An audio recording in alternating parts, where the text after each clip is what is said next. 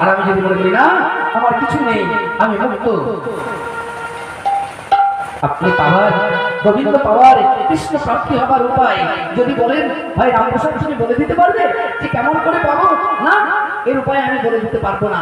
এর উপায় একমাত্র আপনি নিজে নিজে কি করতে পারেন।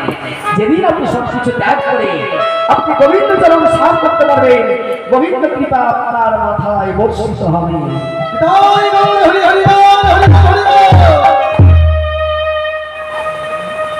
তাই দেখো আমাদের বন্ধন তো বন্ধ,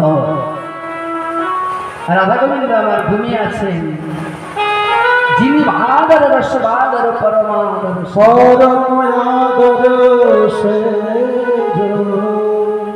হ্যাঁ ওই যে বড় যে জল জল